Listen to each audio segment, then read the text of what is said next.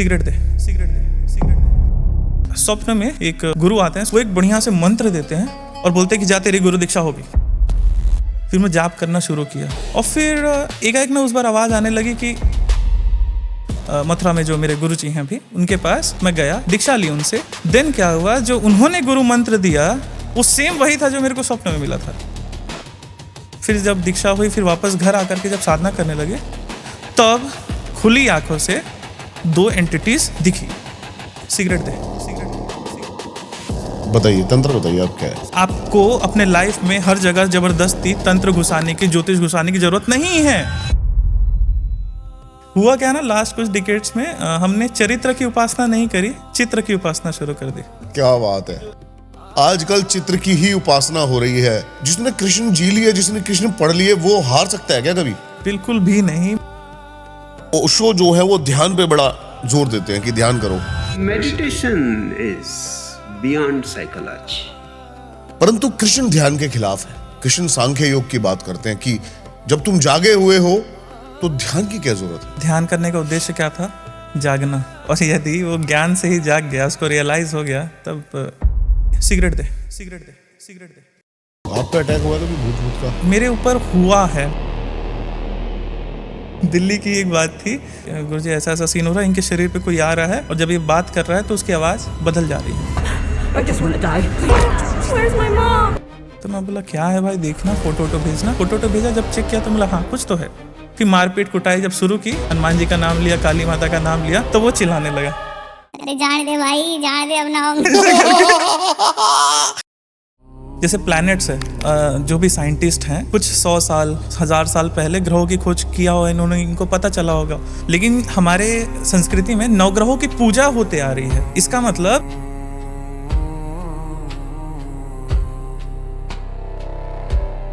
बहुत सारे लोग इंजीनियर, डॉक्टरिंग सब ये चुनते हैं, आपने तंत्र मार्ग चुना जी, इसके पीछे का कारण?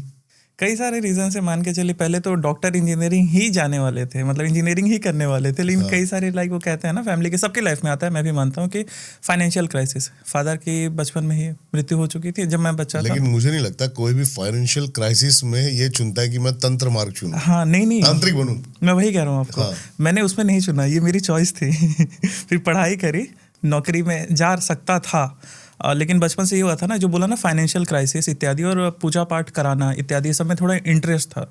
तो सीखते सीखते जैसे कथा कराना, रुद्राभिषेक इत्यादि, सारे विवाह इत्यादि, मरने तक, मतलब सारे के सारे 16 के 16 संस्कार इत्यादि ये सब सीखा। फिर धीरे धीरे ना एक रुझान हुआ, गायत्री की जब दीक्षा हुई मेरी, गायत्री करते करते ना बहुत तगड़े तगड़े अनुभव हुए। गायत्री की दीक्षा मतलब गुरु से दीक्षा लिया आपने? हाँ, गायत्री मंत्र की दीक्षा हुई प्रॉपर गुरु से। जो नॉर्मल गायत्री मंत्र है हमारा, ओम भूर्भुवः स्वः, वही वाला? जी। तो इसकी दीक्षा मतलब समझा नहीं मैं। गायत्री के लिए ना बहुत नियम होता है बेसिकली। जैसे इसका जो नियम होता है कि उच्चारण नहीं करना चाहिए, वाचिक जाप नहीं करना चाहिए बोल करके, ठीक है, इत्यादि इत्यादि कई नियम होते हैं। यज्ञोपवीत, जनेऊ पहनना, ठीक है, ये सभी चीज़, इसकी जो प्रॉपर दीक्षा होती है वो सारी कुछ हुआ। फिर वो रेगुलर बेसिस पे बताए अनुसार मैं जाप इत्यादि करने लगा। और फिर लगभग समय लगा 3-4-6 महीने बाद जब कंटिन्यू हुआ, तो एक जो बेसिक इंट्यूशन जिसको कहते हैं ना, वो होने लगा कि जैसे मान के चलिए, जिसको बोल देते हैं देजा हु जैसा था। मेरे को लगता था कि देजा हु हो रहा है, लेकिन आप 1 मिनट बाद क्या बोलने वाले हो फटाक से माइंड में आता था और वो चीज़ हो जाती थी गायत्री मंत्र से। हाँ, बस जाप करने मात्र से, कोई साधना नहीं। और 1-2 चीज़ और बता दे रहा हूँ, जहाँ से जो भी हुआ था संकल्प भी नहीं लेता था मैं, मतलब पूजा भी परफेक्ट नहीं होती थी, बस स्तुति करके जाप कर लेता था। तो मतलब कमी भी थी मेरी पूजा में। इस वजह से हो सकता है कि मैं उस जो इंट्यूशन पावर पे मेरा कंट्रोल नहीं था, 0 कंट्रोल, बस वो होता था। और फिर मैं खुश 15-16 साल का था, अब मैं सबको बताऊं कि अंकल ऐसा हुआ, भाई मेरे साथ ऐसा हुआ। लोगों का रिएक्शन क्या था? वो तो हंसते होंगे। नहीं, कई लोग सीरियस लेते थे और कई लोग मतलब मुंह पे तो बोलते थे कि हाँ ठीक है, फिर पीठ पीछे हंसते थे। फिर उसके बाद धीरे धीरे जब बताता था तो वो कम हो जाती थी। मतलब आपने अपनी जो भी सिद्धियाँ आपको प्राप्त हो रही है बेसिक लेवल पे, आप बताओ, कम हो गए। फिर उसके बाद किताब पढ़ी गायत्री से रिलेटेड कई सारी, फिर उसमें आया कि बताता या नहीं जाता है कोई चीज़, फिर बताना बंद किया, फिर होने लगी। फिर कुछ दिन होती, फिर लहसुन प्याज वगैरह खा लिया तो बंद हो जाती। क्योंकि गायत्री के सबसे पहले कुछ नियम है, आपको पूर्णतः सात्विक रहना है, लहसुन प्याज तक नहीं खाना है, ब्रह्मचर्य इत्यादि सारे कुछ। अब इसमें से कुछ भी टूटा तो पावर, इंट्यूशन पावर होनी बंद हो गई। फिर उसके बाद हनुमान जी की, इधर इधर सभी देवी देवताओं की भक्ति करने लगे। फिर दुर्गा माता की किताब पढ़ के साधना उठा ली। ठीक है, उसमें भी कुछ किताब में भी नहीं था, ना संकल्प लेना ना कुछ, कोई पूजा पाठ नहीं, बस छोटा सा नॉर्मल दिया अगरबत्ती जलाओ, भोग रखो, जाप शुरू करो। ध्यान के दौरान लगभग 15-20 दिन हो गए और टाइम भी नहीं पता, अपने हिसाब से कुछ भी कर रहा, कुछ भी जो बोलते हैं ना, कुछ भी कर रहा था लिटरली में। और एकाएक ना ध्यान आँख बंद करके जब किया तो सर दुखा, बहुत पेन लगा, कुछ तो हुआ है। और मतलब 1-1.5 महीने ना पूजा करने की हिम्मत नहीं हुई, क्योंकि वो हेडेक बहुत ज़्यादा ही इंटेंस था। 17 साल का था मैं। फिर वो 1-1.5 महीने बाद फिर वापस जुड़े, फिर पूजा पाठ कर्मकांड इत्यादि सब चलता ही था। ज्योतिष में आ चुके थे, नाना जी से सीख रहा था ज्योतिष में, वो ज्योतिष में आ चुके थे। फिर एक पैसे भी आने लगे, मतलब कंसल्टेशन दे देकर इत्यादि इत्यादि, तो कई चीज़ें सुधरने लगी धीरे धीरे आर्थिक स्थिति। फिर उसके बाद भगवान काल भैरव के प्रति ना अपने आप रुझान बढ़ने लगा, तो फिर वो उनकी साधना। अब मेरे को एस्ट्रोलॉजी का वो हिस्सा बताओ कि एस्ट्रोलॉजी आपको लगता है कि जैसे आपने करी भी, आपने बोला कि इतना समय लगा मुझे, हाँ, तो आपको रीजन तंत्र से क्या ज्यादा था? रीजन क्या था? हाँ, 10th में था। तंत्र से ज्यादा ताकतवर है? दोनों ही एक दूसरे के पूरक समझ सकते हैं। जैसे मान लीजिए वैदिक एस्ट्रोलॉजी होती है, उसके जो उपाय क्या होते हैं? मंगल ग्रह खराब है, इसका पूजा करा लो, इसका ये कर लो, वो कर लो, ठीक है। टोटके नहीं है वैदिक ज्योतिष में, टोटके नहीं है, टोटके हैं लाल किताब इत्यादि में, ठीक है। हाँ। तो वो जो मान के चलिए जिस प्रकार से वैदिक कर्मकांड ग्रहों के रेमेडी के रूप में हम उपयोग करते हैं, उसी प्रकार से तांत्रिक कर्मकांड भी ग्रहों के रेमेडी के रूप में हम ले सकते हैं। 1-2 एग्जांपल देता हूँ। जैसे मान लीजिए वैदिक ज्योतिष के अनुसार जब देखेंगे, शुक्र ग्रह के मालिक है इंद्राणी माता। अब पुराण आता है, जब तंत्र आता है तब पता चलता है शुक्र के मालिक माता लक्ष्मी है, बुध के मालिक भगवान गणेश है, माता दुर्गा है, ठीक है। तो देवता लगातार बदलते जा रहे हैं, ठीक है। तो उसी प्रकार तंत्र के कुछ रेमेडीज ऐसे हैं, कुछ देवी देवता ऐसे हैं ना, जिनकी पूजा करने से कई ग्रह ऑटोमेटिक बैलेंस हो जाते हैं। मेरा मत पर्सनल ये है, बहुत समय बिताया है ज्योतिष में, ठीक है, बहुत अच्छे समय बिता है। आज मेरे जो स्टूडेंट्स हैं लगभग 90 से 95% लोग ज्योतिष जानते हैं। कई ऐसे हैं कि जो ज्योतिष वास्तु इत्यादि पढ़ा रहे हैं, वो जो मुझसे तंत्र सीख रहे हैं। एक मेरा जो मत है, मेरा जो अनुभव है, और ये पूरा सच्चा है, आप चेंज कर सकते हो अपना जीवन, आप बदलने के बिल्कुल सक्षम हो किसी भी चीज़ से। ऐसा नहीं कि ये चीज़ है कि ये चीज़ हो के ही रहेगी, मैं नहीं मानता हूँ, मैं पर्सनल नहीं मानता हूँ। मनुष्य में इतनी क्षमता है कि वो चीज़ों को बदल सकता है। और मैं स्वयं का खुद नहीं देखता था, बचपन से एक चीज़ थी कि मैं खुद के बारे में नहीं जानना, जो दूसरों के बारे में बता सको, क्योंकि इंटरेस्ट था। रीज़न क्या था इंटरेस्ट आने का ना? 10th में था, फिर वो एक फिजिक्स सर थे। फिर जब 11th में गए तो जो फिजिक्स सर ने 1-2 लाइन बता रहे थे, मतलब वो फिजिक्स पढ़ाते पढ़ाते 1-2 चीज़ बोले कि जैसे प्लैनेट्स है, जो भी साइंटिस्ट हैं, ये लोग कुछ 100 साल 1000 साल पहले ग्रहों की खोज किया हो इन्होंने, इनको पता चला होगा। लेकिन हमारे संस्कृति में नवग्रहों की पूजा होते आ रही है। इसका मतलब इनको पता था कि इतने ग्रह होते हैं, किस ग्रह के कितने उपग्रह हैं इत्यादि, ये सब ज्योतिष में वर्णन था। अब मतलब ऋषि इतने आगे बढ़ गए कि वो ग्रह हमारे जीवन में कैसे प्रभाव डाल रहे हैं, इतने वो माहिर हो गए थे। पैरामीटर क्या था उनका चेक करने का, जानने का, वो नहीं पता है, वो किसी को नहीं पता, वो किसी को नहीं पता है। जैसे सृष्टि का निर्माण कब हुआ, तो सब एक ही चीज़ कहते हैं, अनादिकाल से। सीधा सीधा एक थ्योरी भी है, बिग बैंग थ्योरी भी है जी, बिग बैंग थ्योरी है, बिल्कुल सही है। लेकिन मैं भी मानता हूँ वो चीज़ को, पूरा डिनाई नहीं करता। लेकिन 1-2 जैसे उस पर मेरा व्यू ये जाता है कि सृष्टि बनी, कुछ फूटा, फोटॉन्स फूटे, फलाना फूटा, तो सृष्टि का निर्माण हुआ। कहाँ हुआ? बेसिक सवाल ये है, कहाँ हुआ? आकाश में हुआ, तो आकाश कहाँ से आया? ये सोचने वाली बात है। तो ना वो पूरा उसको मान भी नहीं सकते हैं और डिनाई भी नहीं कर सकते। क्यों? क्योंकि मनुष्य की जो सीमा है सोचने की, अंततः वहीं जाकर रुक जाती है। कुछ तो हलचल हुई थी, अगर कुछ क्रिएशन हुआ है तो स्पेस रहा होगा। ये तो बिल्कुल सही कह रहे हो आप। अगर उस परम तत्व को तर्क और दिमाग से सोचा जाए ना, तो औकात ही नहीं है हमारी वहां तक पहुंचने और की। ये बात आप भी कह रहे हैं, मैं मान रहा हूँ। और ये बात यमराज ने स्वयं नचिकेता को कहा है। जब नचिकेता, कठोपनिषद का है कथा, जब नचिकेता यमराज से जब पूछते हैं 3 प्रश्न, हाँ जी, कि पहला अभी मैं उपनिषद पढ़ने की सोच रहा हूँ। जी, लेकिन बिल्कुल। जो आपने भी, ये मतलब इंटरेस्टिंग टॉपिक है, थोड़ा सा इसके बारे में बात करते हैं। हाँ, मुझे भी अच्छा टॉपिक से लगेगा। भटक जाएंगे। जी। हाँ, बताइए क्या? ठीक है सर। बताइए। तो मान लीजिए जैसे नचिकेता थे, एक स्टोरी आती है कि वो उनके पिता गायों को, जो वृद्ध गाय थी, हाँ। वो दान कर रहे थे ब्राह्मणों को, बौद्ध भिक्षुओं को, मतलब जो भी सन्यासी थे उनको दान कर रहे थे। तो नचिकेता अपने पिता से प्रश्न उठाते हैं कि ये बूढ़ी ऐसी गाय क्यों दान कर रहे हो जो दूध दे ही नहीं सकती, व्यर्थ का क्यों आडंबर कर रहे हो? तो बोले नहीं, मैं ऐसे ही दान करूंगा। तो नचिकेता ऐसे प्रश्न करते हैं, आप मुझे किसे दान दोगे, मुझे किसे प्राप्त कराओगे? बोले मैं तुझे मृत्यु को दान देता हूँ। नचिकेता के पिताजी ने बोल दिया। अब नचिकेता पिता का आदेश ना ठुकराते हुए गए यमराज के पास। अब इस प्रकार के देखिए ना, अब ये बोले कि कैसे गए कैसे नहीं गए, इसको थोड़ा सा साइड इसलिए करते हैं क्योंकि कथाओं का ज़रूरी नहीं है कि स्पष्ट एक्चुअल वैसा ही मीनिंग हो, प्रतीकात्मक अर्थ होता है, सिंबॉलिक मीनिंग होता है।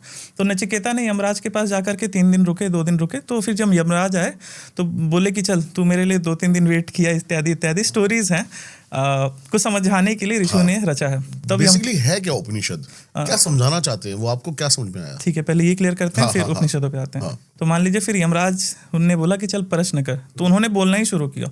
अच्छा ये बताओ, मरने के बाद कुछ होता है?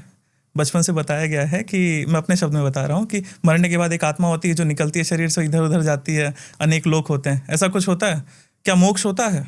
ये सब क्या है?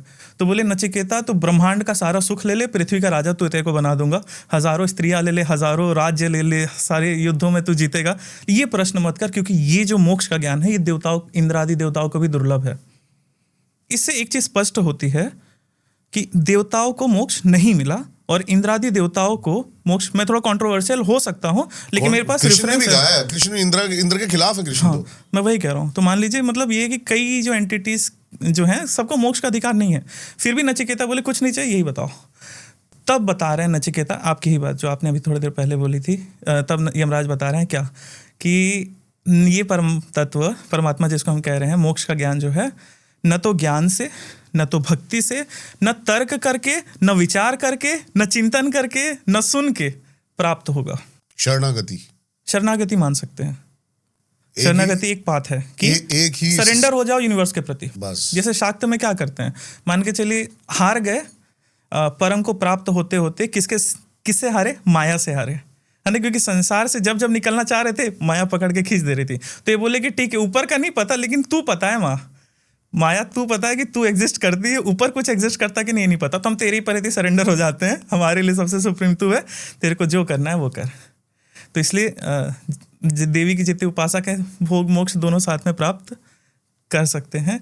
और इसमें जो उपनिषदों पे आपने प्रश्न किया था उस पे आते हैं। मान के चलिए जो वेद है ना, उसी के पार्ट है उपनिषद, कुछ अलग से नहीं है। वेदांत कहते हैं ना इसको, वेदों का अंत जहाँ हो रहा है तो वो वेदांत हो गया। जैसे ईशावास्योपनिषद जो है, यजुर्वेद का 40वां जो चैप्टर है, उसी को ईशावास्योपनिषद कह दिया गया। क्यों उपनिषद आया, है ना? जितने ऋषि मुनि थे जब अपने आचार्यों से प्रश्न करते थे तो आचार्य उनको एक विधि बताते थे कि इंद्र की पूजा ऐसे करो तो इंद्र आपको भोग में ये देंगे, इस देवताओं की ऐसे ऐसे पूजा करो तो बदले में आपको ये रिजल्ट मिलेगा। कृष्ण जी ने भी कहा है भगवद गीता में कि जब प्रजापति ब्रह्म ने सृष्टि का निर्माण किया तो एक व्यवस्था बनाई कि देवता मनुष्य को तृप्त करेंगे, मनुष्य देवताओं को तृप्त करेंगे। कैसे? एक प्रत्यक्ष देवता देखते हैं, मान लीजिए पेड़ है, पेड़ को आप पानी देते हो, रिजल्ट में आपको फल दे रहा है, तो ये देवताओं के साथ भी होता है। ब्रह्मांड की सारी एंटिटीज, आप कुछ देते हो, बदले में आपको कुछ मिलता है। कह सकते हैं यूनिवर्सल कॉर्पोरेट है, और बदले में आपको कुछ भी मिल सकता है, आपको आप जो चाहते हो वो भी मिल सकता है। जो ऋषि मुनि थे जब वो पूछे आचार्यों से कि आचार्य अभी तक तो केवल भोग की बात हो रही है कि ये करेंगे तो पैसा मिलेगा, ये करेंगे तो ये होगा, वो करेंगे तो वो होगा, इसके ऊपर भी कुछ है? बोले हाँ है। तो वहाँ से जो कॉन्वर्सेशन है उसको कह देगा उपनिषद। अभी सभी उपनिषदों में जो वेद ऋषि जो थे ना, महर्षि वेदव्यास, ठीक है, उन्होंने एक सूत्र लिखा, ब्रह्म सूत्र, वेदांत दर्शन जो षड दर्शन में से भी एक है, उसमें उन्होंने एक लाइन कही है, न प्रयोजनत्वात्, न से तात्पर्य है परमात्मा का सृष्टि सृजन से कोई प्रयोजन नहीं है। परमात्मा ने ये सृष्टि का निर्माण नहीं किया। कब से है? अनादिकाल से है। ये जो प्रश्न है ना कि सृष्टि का निर्माण हुआ कैसे, कब से बनी, एक ही प्रश्न है, अनादिकाल से।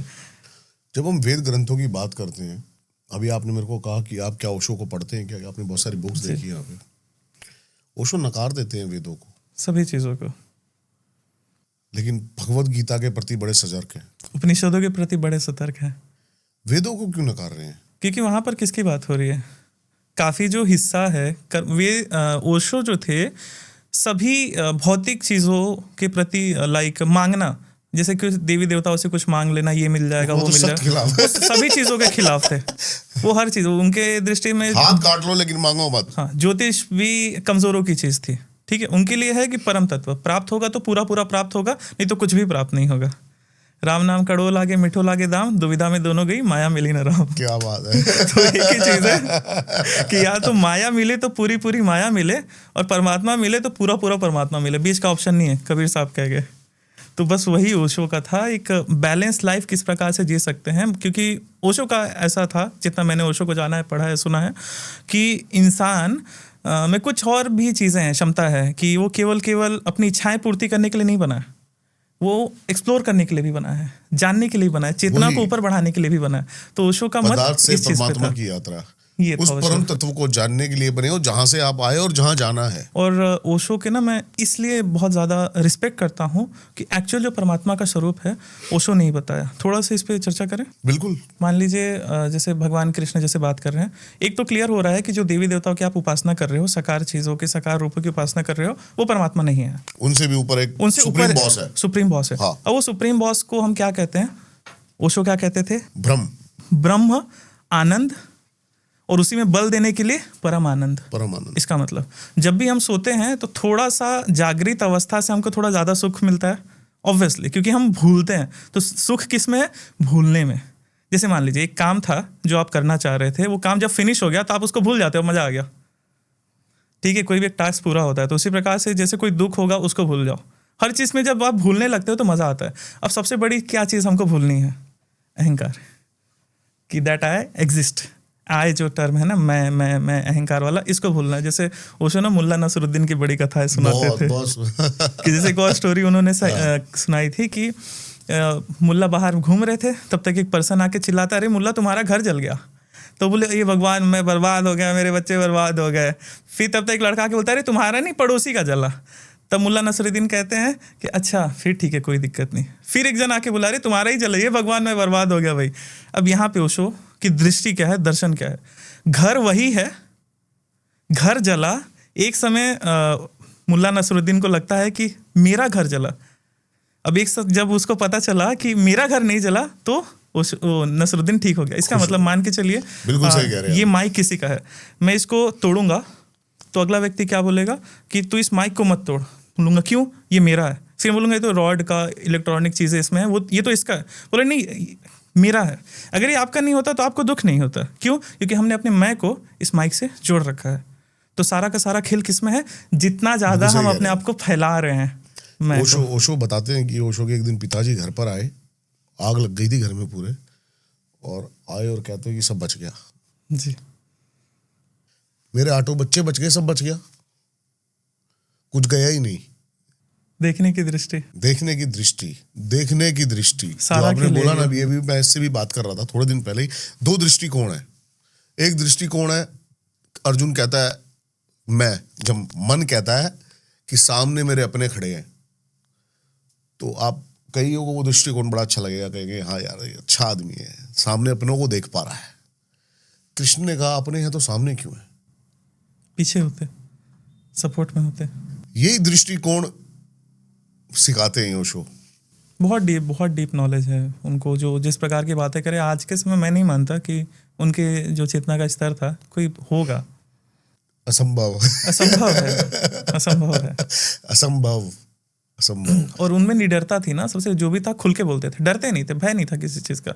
एक ही चीज है ओशो की जो मैंने लाइफ में अपनी प्रैक्टिकल देखी और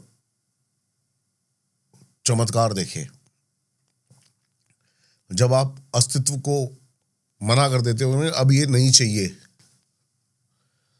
हार को भी हार नहीं समझ रहे हो, जिस दिन तुमने कह दिया कि मुझे अब ये कुछ नहीं चाहिए, उसी दिन सारा अस्तित्व तुम्हें देने में लग जाता है कि पकड़, जल्दी पकड़िए, देगा।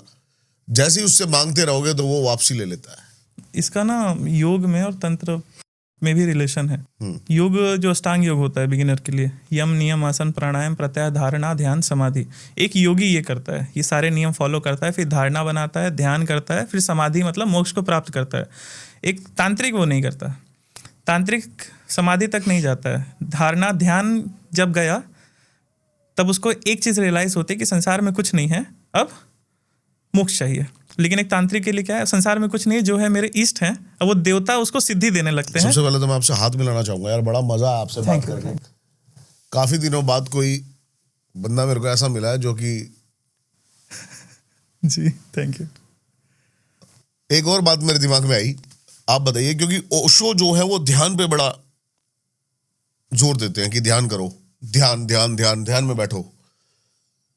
परंतु ओशो से जब पूछा गया कि आपके सबसे प्रिय अगर 12 करैक्टर बताए जाएं तो कौन है, तो सबसे पहले उन्होंने कृष्ण को रखा और रो पड़े और कहते हैं कि शायद मीरा ने भी इतना प्यार ना किया हो जितना मैं करता हूं कृष्ण को।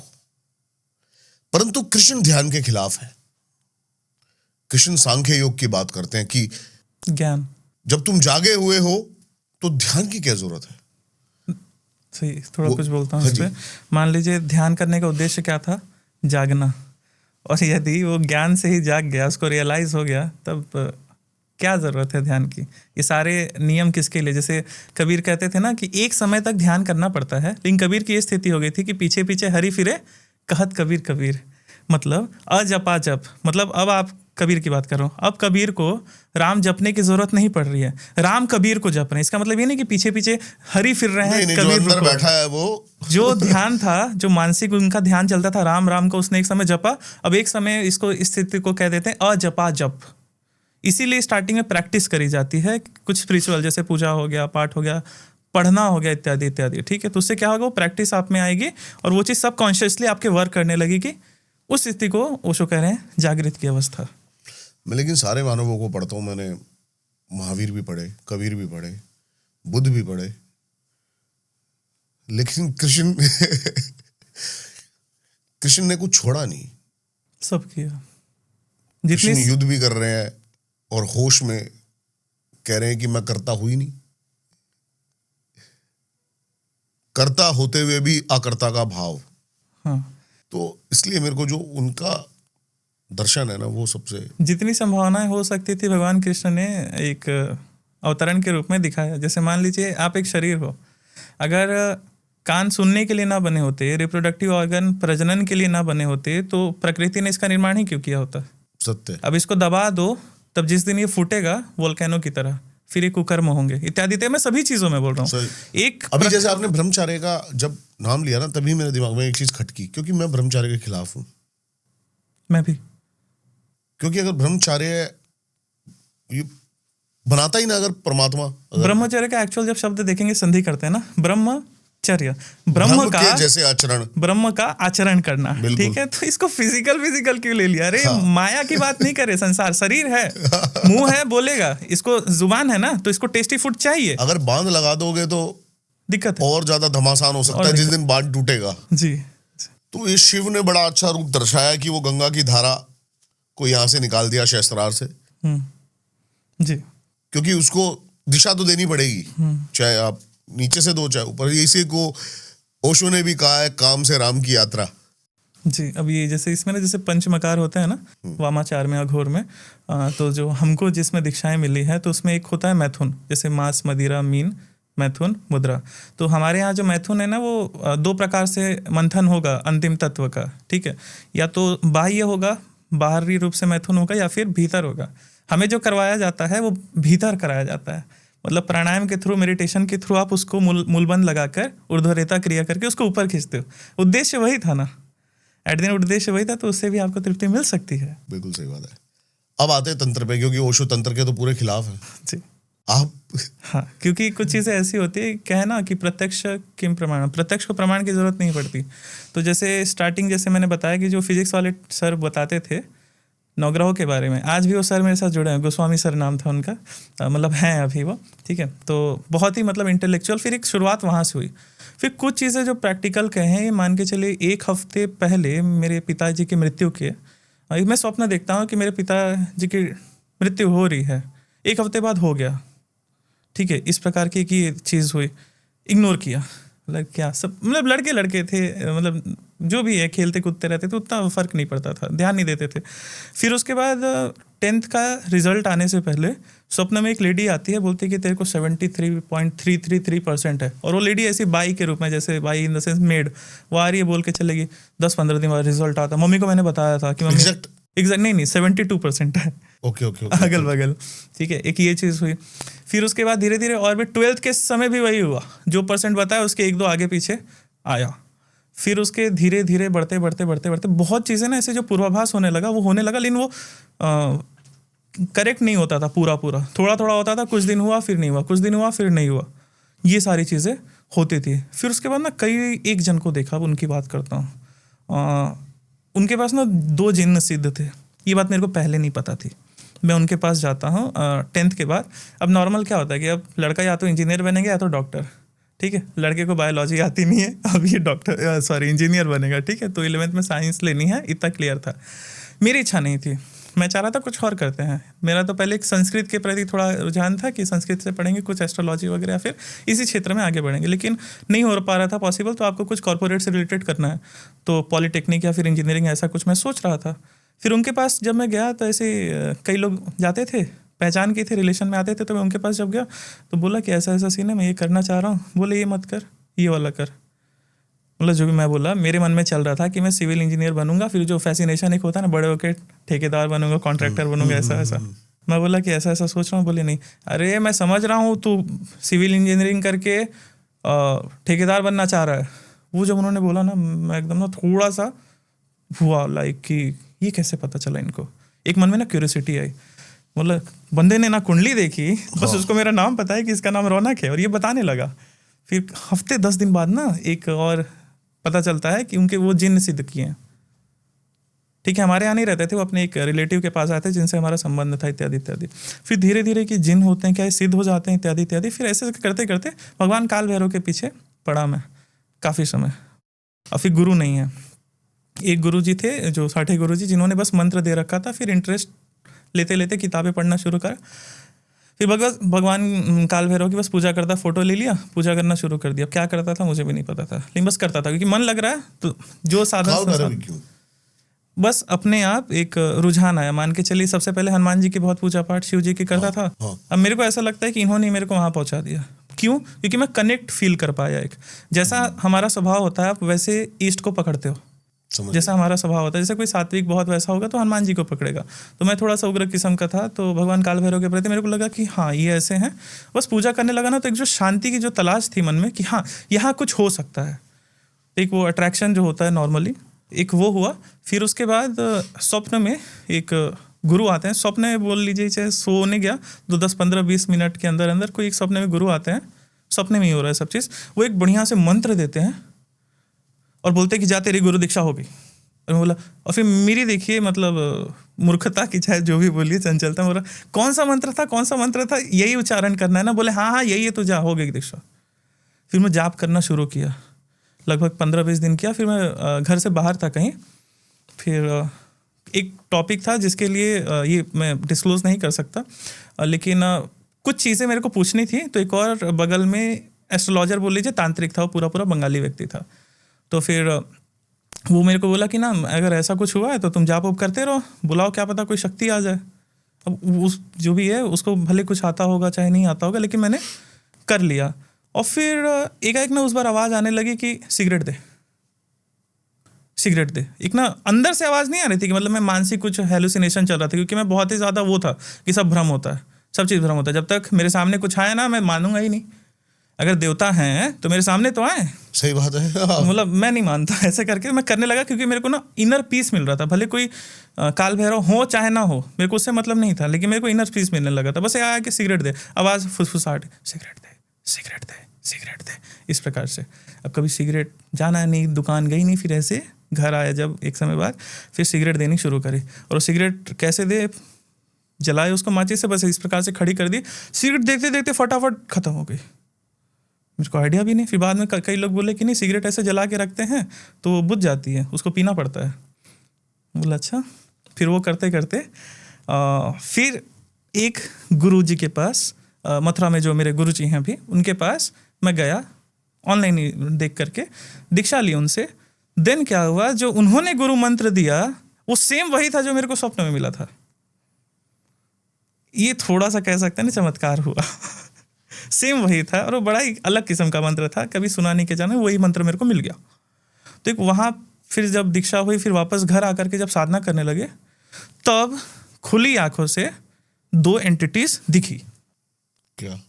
एक तो मान के चलिए एक इंसान की जैसा था, जैसे आपने जिस कलर का कपड़ा पहन रखा है, इससे थोड़ा और डार्क था, सिल्वर कलर का जैसा, ग्रे कलर का, बहुत लंबा था, उसका फेस तक नहीं दिख पा रहा था। और एक ना हड्डी के समान था, लाइक उसकी कंकाल जैसे दिख रही थी, हड्डियां जैसा। और फिर वो देख करके मेरे को हंस रहे थे। फिर पता नहीं माइंड में अपने आप ना बहुत सारे विचार घूमने लगे, और फिर मैं जैसे अब्यूजिव वर्ड्स यूज़ किया कि मतलब कौन हो, ये है वो है, और फिर वो हंसने लगे। फिर लाइक वो ऐसा किए कि जिस मंत्र का तू जाप कर रहा था वो गलत उच्चारण कर रहा था, और हम तेरी इतने दिन से तेरे नाम पे भोग ले रहे थे। इस प्रकार का सेटअप हुआ। फिर वही जो गुरु को आदेश करके डांट वाट के भगाया, फिर वो चले गए। जो मंत्र इत्यादि थे फूक फाक दिए, जो भी प्रोटेक्शन क्लिनजिंग के मंत्र होते हैं, हनुमान चालीसा पढ़ ली, सब खत्म हो गया। उसके बाद जब ये गुरुदेव को बताया तो गुरुदेव बोले कि यही चीज़ है, थोड़ा सा बस जो गलत कर रहा था वो सुधारा उन्होंने, फिर कंटिन्यू करा, फिर आगे चल के बहुत चीज़ें हुई।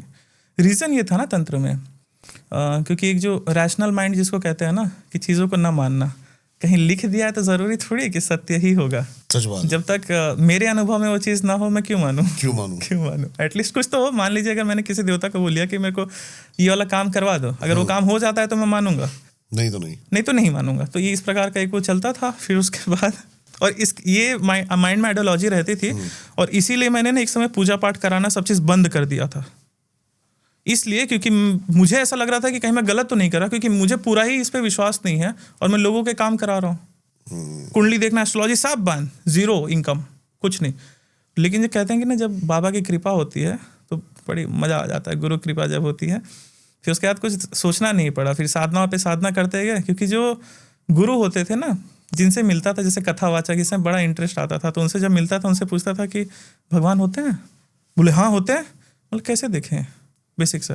फिर माइंड में एक समय आया कि हाँ भगवान को देखने में समय लग सकता है। बोला अच्छा भूत प्रेत दिखते हैं? बोले हाँ वो भी दिखते हैं। बोले कुछ बताइए ना, मैं देखना चाहता हूँ, बस देखना चाहता हूँ, शमशान भी जाने को रेडी हूँ। कुछ नहीं, ठन गोपाल, मतलब उन्होंने किताब पढ़ रखी है और उसको आगे अच्छे वर्ड में एक्सप्लेन कर दिया, बस सारा खेल एक ही चीज़ का। देखिए कुछ समय मैं लाइक ये जो टर्म है ना कथावाचन इत्यादि, बहुत लोगों से मिला, बोलता हूँ खुल के, ठीक है, क्या ही हो जाएगा। सारा के एक ही चीज़ का है, किसकी फीस सबसे ज़्यादा है वो बड़ा गुरु है, जिसके पास सबसे ज़्यादा धन है। मतलब सारा खेल यही चल रहा है धन का। तो मन में आया कि यार धन चाहिए तो क्लियर कोई क्यों नहीं बोलता है? अगर पैसा चाहिए तो आप क्लियर बोल के करो ना कि भाई मैं एस्ट्रोलॉजर हूँ, मैं कुछ सिखा रहा हूँ, कुछ कर रहा हूँ, इससे मैं पैसा भी कमा रहा हूँ। ये क्यों बोलूँ कि पैसा मोह माया होता है? मुझे तो पैसों की ज़रूरत है। अगर मुझे स्पिरिचुअलिटी भी, अगर स्पिरिचुअल में भी आगे बढ़ना है, अध्यात्म में भी, मोक्ष के मार्ग में भी आगे बढ़ना है, तो मेरे को खाना पीना तो चाहिए, बेसिक नीड्स तो चाहिए, और मेरी नीड्स ज़्यादा है तो मुझे उसकी ज़रूरत पड़ेगी। क्या करें? भीख मांगे? कहाँ भीख मांगेंगे कि मतलब कटोरा लेकर खप्पर लेकर चल गए कि इस माया जाल में चलने के लिए माया तो चाहिए। सोच के देखिए, मुझे भोजन दे दीजिए, मैं रोटी खा के रह लूँगा। कहाँ भीख मांगे? आजकल सोसाइटीज़ है, आपको पैसा कमाना चाहिए। कृष्ण ने नहीं कमाया, राम जी ने नहीं करा, सबके पास एक था ना व्यवस्था आय का। तो हम इतने बड़े क्यों हो गए कि हम कुछ करेंगे ही नहीं? एक मन में इस प्रकार की मेरी आइडियोलॉजी थी। इस प्रकार ये तो अपने आप को मूर्ख बनाने वाला काम है। तो फिर उसलिए मैं भी वो पूरा आज भी जैसे जो मैं पढ़ाता हूँ कराता हूँ ना, सब चीज़ एक ही बोलता हूँ कि भाई देखो स्पिरिचुअलिटी अलग चीज़ है, और जो हम पूजा पाठ तंत्र इत्यादि कर रहे हैं ये मटेरियलिस्टिक है, और कर रहे हैं तो खुल के। बोला कि स्पिरिचुअलिटी में मैं बहुत ज़्यादा, मेरे साथ मैं फंसा इसलिए कि मान के चलिए कई गुरुओं के चक्कर में जो मैंने बताया ना, वही सीन था। हाँ, पैसे गए, क्या गया? पैसे तो नहीं गए, हाँ तंत्र में भले पैसे फेक गुरुओं के चक्कर में चल गए, बाद में जाके अच्छे गुरु मिले। क्योंकि देखिए कई लोग ये बोलते हैं ना कि गुरु कहाँ है, गुरु नहीं मिलते, सब फेक हैं। तो मैं इनसे पूछना चाहता हूँ, मान के चलिए जब भूख लगती है तो किसी होटल में, अगर होटल का खाना अच्छा नहीं लगा तो क्या खाना ही खाना बंद कर देते हैं? नहीं, भूख लगी है तो आप अच्छा होटल ढूंढ के खाना खा लोगे। तो जब आपके अंदर साधना की और तंत्र की, गुरु की भूख होगी ना, तो आप ऑटोमेटिकली ढूंढ लोगे। ये कौन सी भूख है कि मिट गई? भूख लगी तो आप अच्छा होटल ढूंढ लोगे ना। तो अगर आप में साधना की भूख लगी तो अच्छा गुरु ढूंढ लोगे, बिना गुरु के कुछ नहीं होगा। सही बात है। तो जो स्पिरिचुअलिटी की जो जर्नी थी ना, वो ये थी कि कभी लगता था कि विष्णु पुराण पढ़ ली तो विष्णु भगवान से सृष्टि का निर्माण हुआ है, ब्रह्मा जी के कुछ पुराण, भविष्य पुराण इत्यादि पढ़ ली तो ब्रह्मा जी ने सृष्टि का निर्माण किया है, शिव पुराण पढ़ा तो शिव जी से सृष्टि का निर्माण हुआ है। बोला भाई सत्य क्या है? फिर उपनिषद जब आए, भगवद गीता जब आए जीवन में, और ऐसा नहीं था, कई पब्लिकेशंस की जब पढ़ी ना तब जाके समझा। फिर ओशो आए जीवन में। क्या है सत्य? सत्य एक ही है कि जो कृष्ण बात कर रहे हैं, जो उपनिषद बोल रहे हैं, जो यमराज कह रहे हैं, नचिकेता कह रहे हैं, पर ब्रह्म एक ही है। एक है, ये कंफर्म नहीं है। शंकराचार्य पे आते हैं। शंकराचार्य ने क्या बोला? अद्वैत, दो नहीं है, इतना पक्का है। अब वो एक है कि क्या है, उस पर तो अभी थोड़ी देर पहले हमने चर्चा करी, वो तो पता ही नहीं है, मनुष्य की सीमा नहीं है। जब कृष्ण कहते हैं कि मैं अजन्मा हूं, मैं प्रकट होता हूं, तो सृष्टि का जो निर्माता है वो जन्मदाता नहीं है, वो क्रिएटर है, उसने क्रिएटर बनाई है। आपका इसके इसमें थॉट है? देखते हैं कृष्ण किसकी बात कर रहे हैं। क्या कृष्ण अपने शरीर की बात कर रहे हैं? क्योंकि कई लोग कई बार कृष्ण ने ही कहा भगवत गीता में कि जो मुझे शरीर समझ रहे हैं वो भी फंस रहे हैं, वो भी फंस रहे हैं। ठीक है। तो और जो मुझे ये सोच रहा है कि इस उद्देश्य लाइक इस पाथ से प्राप्त कर सकता है वो भी गलत है, ठीक है। तो मान के चलिए कृष्ण किसकी बात कर रहे हैं वहां पे? आनंद की। कृष्ण की जो चेतना की स्तर थी, चेतना उस समय उनके मुख से जो निकला वो हुआ भगवत गीता, ठीक है। तो वो कृष्ण अर्जुन के कॉन्टेक्स्ट में भी बोला, तो उसी प्रकार से समझे सारा खेल कॉन्टेक्स्ट का है। जैसे मान लीजिए अब भगवत गीता में पुरुष के कई जगह उपयोग हुआ है। एक जगह पुरुष उपयोग हुआ है मेल के लिए, एक जगह पुरुष शब्द उपयोग हुआ है मनुष्य के लिए, एक जगह पुरुष शब्द उपयोग हुआ है आत्मा के लिए, एक जगह पुरुष शब्द उपयोग हुआ है परम पुरुष परमात्मा के लिए। तो सारा खेल कॉन्टेक्स्ट का है। शास्त्र एकदम सीधा सीधा नहीं बोलते, घुमा फिरा के बोलते हैं, हमको समझना पड़ता है। तो किस आनंद की बात कर रहे हैं? अजन्मा क्या? अब जब आते हैं भगवत गीता इत्यादि महाभारत किसके यहाँ से निकली? भगवान गणेश ने लिखी, बोला किसने? वेदव्यास। वही वेदव्यास ब्रह्म सूत्र में, जो भी मैंने रिपीट कर रहा हूँ वापस से, कि परमात्मा का सृष्टि निर्माण से कोई प्रयोजन नहीं है। यही बात दयानंद सरस्वती जी ने कही। कई चीज़ पहले से है, सृष्टि अनादिकाल से है, परमात्मा अनादिकाल से है। आपके कर्म फल का, आप जो कर्म कर रहे हैं, परमात्मा का कोई लेना देना नहीं है। आपका कर्म फल का हम सोच रहे हैं कि हम ये करेंगे तो परमात्मा नहीं, परमात्मा को कोई लेना देना ही नहीं है। तो यार हम ऐसा करते हैं, हमारे साथ बुरा हो जाता है। उसने जो देना था दे चुका। हाँ, सृष्टि बैलेंस नहीं। किसने बोला सृष्टि बैलेंस है? नहीं है बैलेंस। और हर चीज में परमात्मा को दोष दे रहे। परमात्मा को आपसे लेना देना है ही नहीं। क्यों? आपको लेना देना हो सकता है। उसने आपको एक पार्क में भेज दिया है और आप बस उसका काम खत्म। अब जब आप उसको याद करोगे तब निकलो, पार्क से निकलो। लेकिन आपको पार्क में मजा आ रहा है, ठीक है। मजा कैसे आ रहा है? कभी आप झूले पे झूल रहे हो, कभी गधे पे बैठ रहे हो, मेरी बारी पहले आ जाए, मेरी बारी पहले आ जाए, प्रार्थनाएं हो रही हैं, और उसमें आप कई बार गिर भी रहे हो, झूले से, फिर दुख भी हो रहा है, लेकिन वापस से चढ़ के एक अच्छे बार झूलने की इच्छा भी हो रही है। तो गिरते भी हैं, दुख होता है, सुख भी मिलता है। क्या लेना देना? कोई लेना देना नहीं है। तो मैं वही कह रहा हूँ ना, क्यों हर चीज को स्पिरिचुअलिटी से जोड़ा जा रहा है? हमने तो तंत्र को नहीं जोड़ा स्पिरिचुअलिटी से।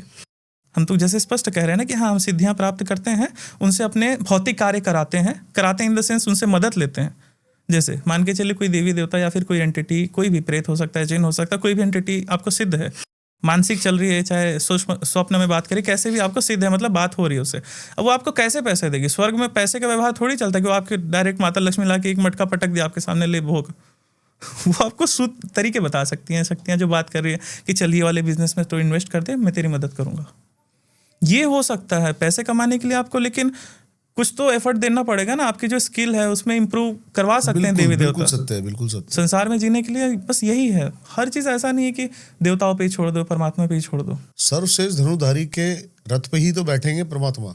वही अर्जुन रात भर जाग के भी मेहनत करता था। ऑब्वियसली कृष्ण साथ में थे, वरना क्यों बैठेंगे? हुआ क्या ना, लास्ट कुछ डिकेड्स में हमने चरित्र की उपासना नहीं करी, चित्र की उपासना शुरू कर दी। कृष्ण क्या बात है, कि जो चरित्र क्या था, बात है, हम उसके उपासक नहीं बहुत बने। बढ़िया। आजकल चित्र की ही उपासना हो रही है। चरित्र की, जिसने कृष्ण जी लिए, जिसने कृष्ण पढ़ लिए, वो हार सकता है क्या कभी? बिल्कुल भी नहीं। मैं वही कह रहा हूँ ना कि कृष्ण के चरित्र को फॉलो करना हार्ड है। कृष्ण के चरित्र को फॉलो करना हार्ड है, इसीलिए हम उनको फॉलो नहीं करते, क्योंकि हमको पता है कि लड्डू गोपाल को 3 टाइम 5 टाइम भोग लगा दो, बताओ, बस कृष्ण को प्राप्त कर लिया। ये परमात्मा के खिलाफ ही हुआ ना। कृष्ण उसको कितना छोटा दिखाया जा रहा है, उस परम तत्व को जिससे ये सृष्टि का निर्माण हुआ, उसको दिखाया जा रहा है कि इसको ठंड लग रही है, बताओ। और वो दिखाया जा रहा है, कर रहे हैं, लेकिन एक्सेप्ट नहीं कर रहे कि हम कुछ। मैं विरोधी नहीं हूँ, स्टार्टिंग में बिल्कुल कुछ प्रैक्टिसेस होते हैं जिससे आपको उस तत्व को प्राप्त करने में सहजता हो सकती है, लेकिन ये सीढ़ी की तरह है। शुरू में आपको ये प्रैक्टिस करनी है, फिर एक समय बाद इनसे ऊपर जाना है। कबीर की बात कि पीछे पीछे हरी फिरे कहत कबीर। ये स्थिति मनुष्य की होनी चाहिए, लेकिन क्या है ना, हम स्टक हो जाते हैं एक स्थिति पे। मैंने जो थोड़ा सा ऑब्जर्व करता हूँ ना नेचर को, दुनिया को, जब मैंने आपसे बात कही कि एक ही तरीका है, वो है शरणागति। आप जंगल जाएं, जानवरों को देखें, शरणागति नेचर के प्रति। रात को हर चिड़िया के मुंह में दाना आ जाता है। हाँ, शरणागति, खुद ये कर्म कर रहे हैं, खुद बीज बो रहे हैं और फिर उसके अलग फल आएंगे, तो फिर परमात्मा का इसमें कोई रोल क्या है? कोई रोल नहीं। अब देखिए ना, 2-3 चीज़ और है। हर चीज़ में तो दोष देने में बड़ा मजा आता है, क्योंकि इंसान का शरीर मन इस प्रकार के ना, बस दोष दे दो, हमने कुछ नहीं किया, ऐसे ये हो गया। अब मान लीजिए हम इतना जैसे, हाँ एक और चीज़ जो अभी लड्डू गोपाल की बात हुई, देखिए कोई भी ऑफेंस नहीं होगा, हम बस सत्य बोल रहे हैं, मैं बस अपने विचार रख रहा हूँ, मेरी जो दृष्टि जा रही है। अब हमारे को जितना ज्ञान है हम उतनी बात हाँ, कर रहे हैं। जितने की ज्ञान है हमारे उसमें। अब मान लीजिए कोई व्यक्ति कोई देवी देवता की उपासना कर रहा है, और जो भी शुरू में हम बात कर रहे थे, जैसे ब्रह्मचर्य की बात करी थी, जो नेचुरल चीज़ है जो हर जानवर करते हैं, एक इंसान को चाहिए कि सुख, आनंद, शांति, वो एक कंफर्ट लाइफ सभी जीना चाहते हैं। एक जानवर जीना चाहता है तो इंसान क्यों नहीं जी सकता? क्यों ज़बरदस्ती का त्याग कर रहे हो भाई? चलो त्याग कर रहे हो, और त्याग करके क्या कर रहे हो? पूजा पाठ कर रहे हो, कुछ दान पुण्य कर रहे हो, और आपके मन में क्या है? इसका मुझे पुण्य मिलेगा, और पुण्य का रिजल्ट क्या होगा? सीधा सीधा सबके माइंड में, सबको पता है, देखिए माया का खेल, सबको पता है कि मैं पुण्य कर रहा हूँ, इसके बदले में मेरे को मिलेगा अगला जन्म, मैं एक अमीर घर में जन्म लूंगा। और अमीर घर में जन्म लेकर क्या करोगे? जो यहाँ पर त्याग किया था ना, XYZ, शराब मत पियो, ब्रह्मचर्य का पूरा पालन करो, ये सब जो त्याग किया था, वहां जाके भर भर के यही करोगे।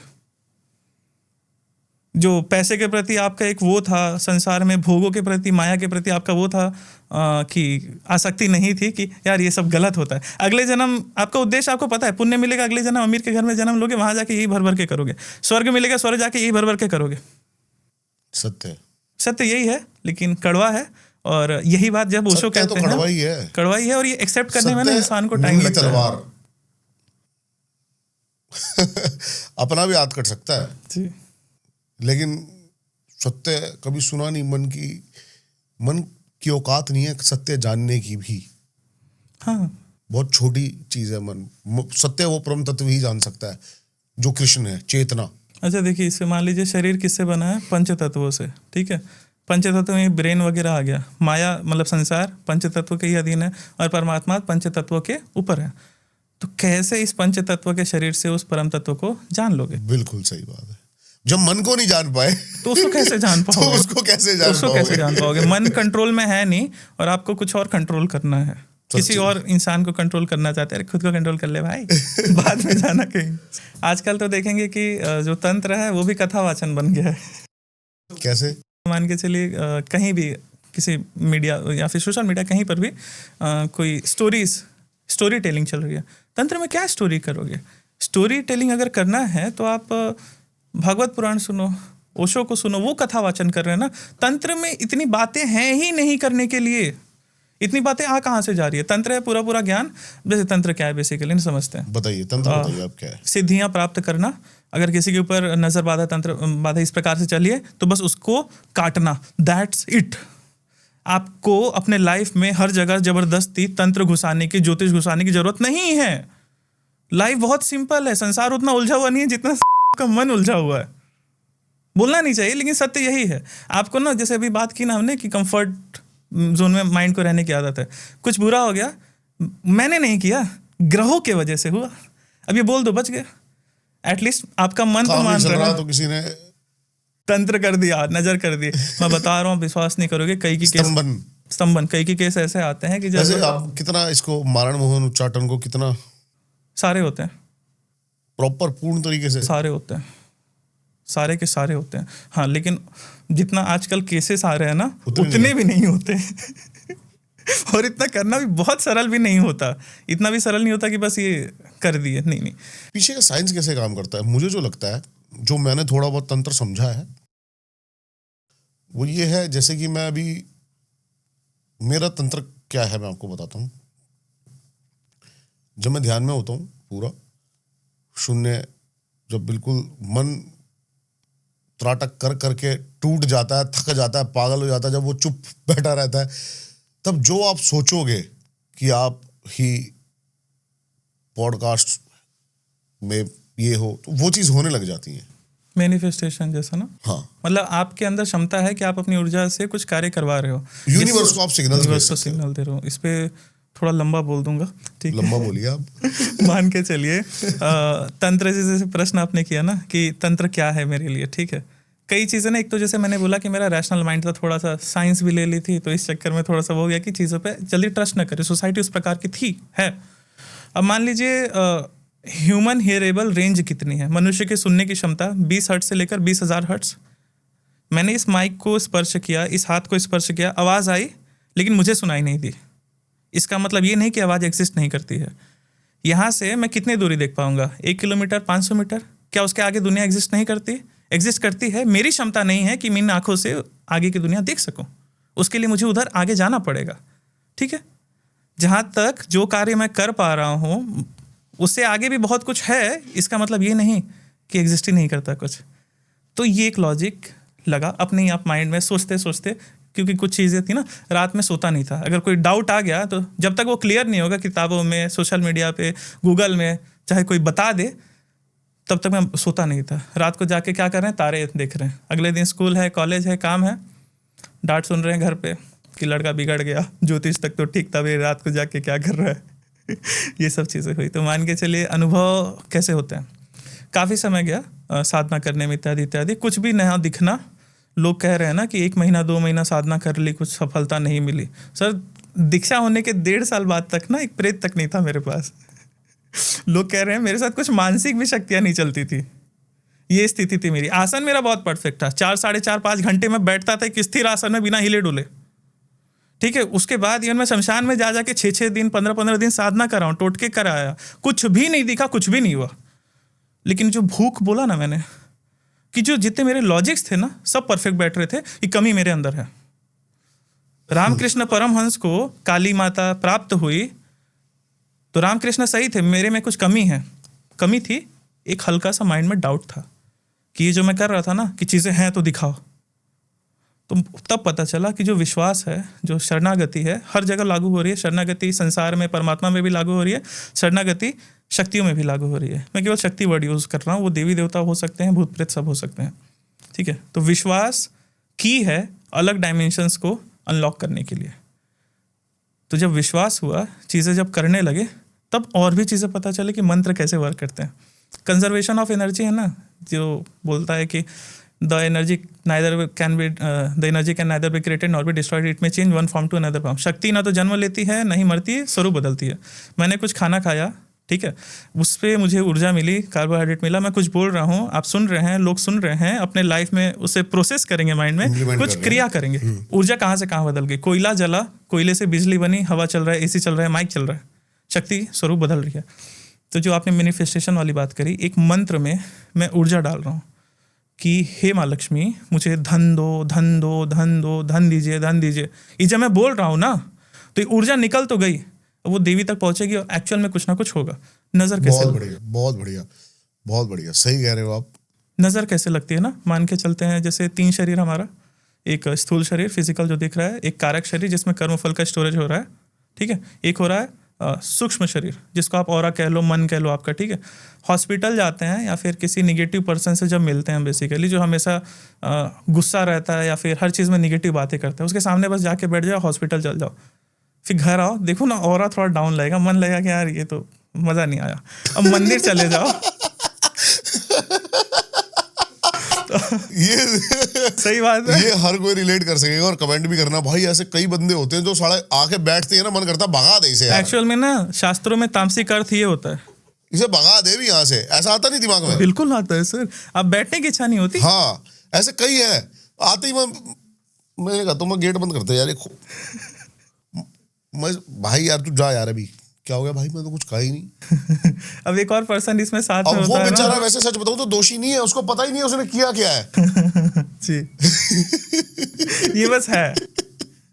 लेकिन क्या होता है ना, जब आप थोड़े से भी सेंसिटिव हो जाते हो ना, सेंसिटिव इन द सेंस जब आप एनर्जीज को फील करने लग जाते हो, समझने लग जाते हो, तो आप एकदम से इंस्टेंट हो जाते हो कि अरे ये कौन आ गया यार, वो हो जाता है। वो सोच रहा है कि वो बेकसूर है यार मुझे क्यों गाली दे दी इसने, खामा खाई होता है। लेकिन आप एग्जिस्ट नहीं, आप मतलब टॉलरेट ही नहीं करोगे ऐसे बंदे को, क्यों करोगे आप? इसको ना शास्त्रों में असली में इन लोगों को तामसिक बताया गया है। अब जैसे मान लीजिए कोई व्यक्ति है वेजिटेरियन है, अब वो मांस काट काट के बेच रहा है, मर्डर करे जा रहा है, तो तामसिक तो वो हुआ ना तामसिक। और कोई व्यक्ति है जो मांस भी खा रहा है पूरा संसार का सुख ले रहा है, भले उसको मतलब कई लोग तामसिक कह रहे हैं, लेकिन वो एकदम सबसे अच्छे से रह रहा है, उसका ऑरा बहुत पॉजिटिव है, हमेशा पॉजिटिव, तो वो तो सात्विक ही हुआ। अब आते हैं इस पे, वही दृष्टिकोण वाली बात है, सही है। दृष्टिकोण वाली बात है। अब एक पर्सन है जो बहुत ही पॉजिटिविटी से भरा रहता है, मतलब कॉमेडियन होता है ना हर ग्रुप में एक, कि बस वो कुछ बोलेगा नहीं, लेकिन आपको पता ही इसके माइंड में कुछ ना कुछ चल रहा है, सही कह रहे हो। आपको बस हंसी आ जाएगी, उसके साथ बस जाके बैठ जाओ, वो कुछ ना बोले, आप एकदम लगेगा मजा आ रहा है, बस उसके बैठने उसकी कंपनी में ही मजा आता है। तो ये हो रही है ऊर्जा, मतलब ऊर्जा एग्जिस्ट कर रही है, हाँ जी। जो फिजिकली हम स्पर्श नहीं कर पा रहे। जैसे आप अभी एग्जांपल दे रहे थे कि कोई लोग आते हैं, आप बोल देते हो गेट बंद कर दे, आपने उसने आपको स्पर्श नहीं किया, लेकिन उसकी जो ऊर्जा थी, ऑरा था, जो उसका मन था, ऊर्जा, सूक्ष्म शरीर मतलब क्या, उसका मन, विचार, इसी से तो सूक्ष्म शरीर बनता है।